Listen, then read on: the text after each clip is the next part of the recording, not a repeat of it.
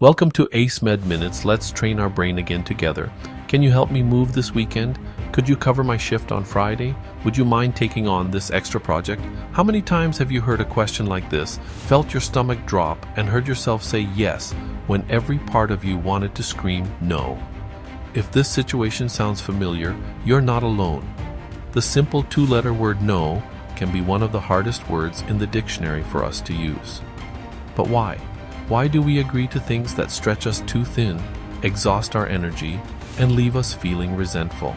The answer isn't simple. It's a complex mix of our brain's wiring, social conditioning, and deep-seated personal fears.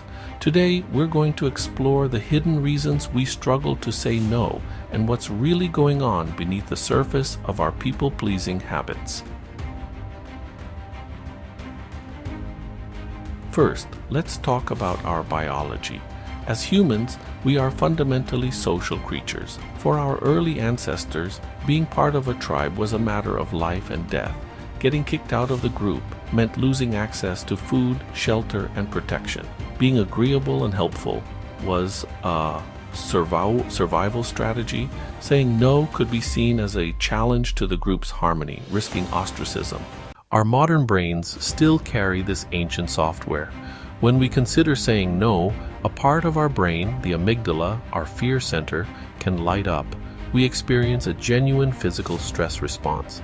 This fear of rejection isn't just in your head, it's a leftover echo from a time when social rejection was a legitimate threat to our existence. So, that gut-wrenching feeling when you're about to turn someone down, that's your inner cave person trying to keep you safe. Beyond our evolutionary wiring, we have powerful societal and cultural pressures. From a young age, many of us are taught that being nice and helpful are a fast track to being liked and accepted. We get praised for being agreeable. Think back to school. The good students were often the ones who followed directions without question. The helpful child was the one who always shared their toys, even when they didn't want to. We learn to associate saying yes with being a good person and saying no with being selfish, difficult, or unkind. This creates a false choice in our minds. Either be a helpful, likable person by saying yes, or a selfish bad guy by saying no. Nobody wants to be the villain in their own story or in someone else's. So we choose the path of least social resistance and say yes, even when it costs us our time, energy, and peace of mind. Now let's go a little deeper. Often, our difficulty with saying no is tied to our own sense of self-worth. For some, our value feels conditional.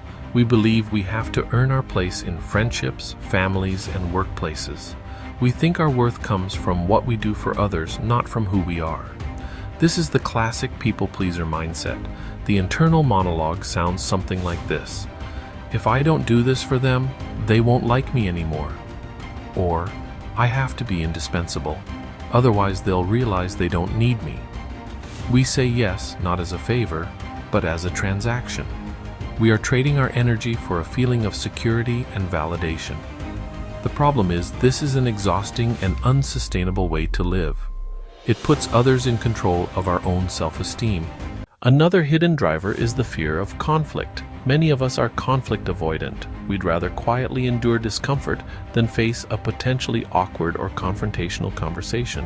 Saying no might lead to questions, pushback, or disappointment from the other person. To avoid that potential scene, we take the path of least immediate resistance and just agree. It feels easier in the moment, but this avoidance often leads to a buildup of internal frustration and burnout down the line. We sacrifice our long-term well-being for short-term comfort. So what happens when we constantly override our own needs? We teach people that our boundaries don't matter. We signal that our time is less valuable than theirs. And most importantly, we send a message to ourselves that our own needs are not a priority. This can lead to chronic stress, burnout, and a growing sense of resentment that can poison our relationships and our own happiness. It's not about becoming a person who says no to everything. It's about learning to pause, check in with yourself, and make a conscious choice instead of a reactive one. It's about understanding that you can be a kind, generous, and loving person who also has firm boundaries. In fact, setting boundaries is one of the kindest things you can do for yourself and for the health of your relationships. Saying yes when you mean it feels good and strengthens connections. Saying yes when you mean no only builds a wall of quiet resentment. So the next time you're asked for something, take a breath. Remember that no is a complete sentence, and your peace is worth protecting. My name is Professor Alex Hornyak, and I would like to thank you for training your brain with ACEMED Minutes. Hope to see you soon.